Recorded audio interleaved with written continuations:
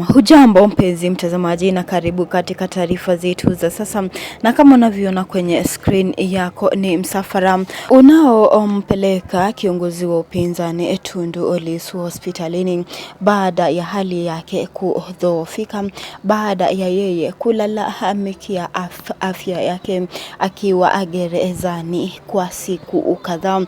Lakini tungependa kusikia kutoka kwako. Endelea kutuandikia maoni yako na tazama hii video hadi mwisho ili kujua ni yepi ambayo yameweza kutokea. Na hali ya siasa imeweza kuchukua sura mpya baada ya taarifa ya Tundu Lissu kulazimika kukimbizwa hospitalini kufuatia kuzorota kwa hali yake ya kiafya akiwa kizuizini.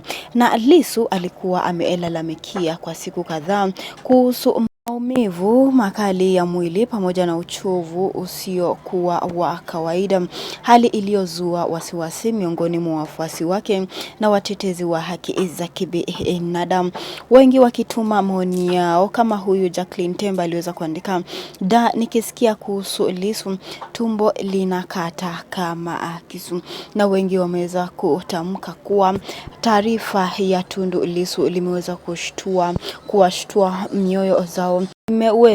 Ili taarifa limeweza kutokea katika chama cha Chadema ikiongozwa na naibu mwenyekiti wa chama hicho Jane Heche, ambaye aliweza kutoa taarifa kuwa hali ya Tundu Lissu imeweza kuzorota baada ya yeye kuwa gerezani. Hali yake ya kiafya haikuweza kushughulikiwa vilivyo na hakuweza kupata matibabu, na hali yake iliweza kuzorota baada ya nesi ama madaktari wa gereza kutomshughulikia vilivyo. Na hiyo iliweza kuzua wasiwasi miongoni mwa wafuasi wake na watetezi wa haki za kibinadamu, na inadaiwa kuwa juhudi za kumpatia huduma ya haraka ziliweza kucheleweshwa kabla ya uamuzi wa dharura kuchukuliwa kumpeleka hospitali ya rufaa.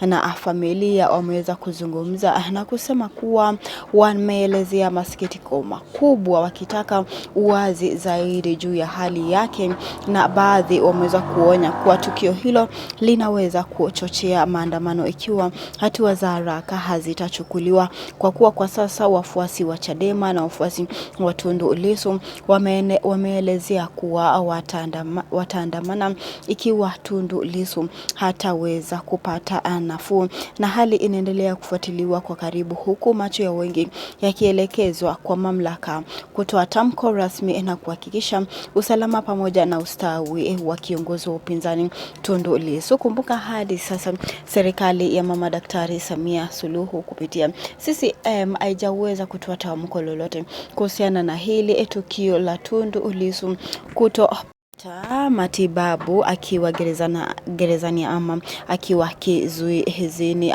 ambapo aliweza kuelezea kuwa hali yake ya kiafya imekuwa ikizorota na wahudumu wa magereza hawajaweza kumshughulikia vilivyo.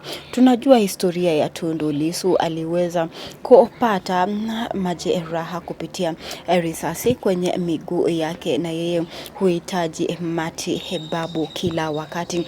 Endelea tu kutuandikia maoni yako hapo chini, tungependa kusikia kutoka kwako, na pia Tundu Lissu afueni ya haraka aweze kupona, na hilo ndilo ombi la wengi, hasa wafuasi wa Chadema na wafuasi wa kiongozi huyu Tundu Lissu. Je, maoni yako ni yepi? Usisahau kutuandikia maoni yako, na pia usisahau kubonyeza alama ya like na subscribe hapa chini, na asante kwa kufanya hivyo.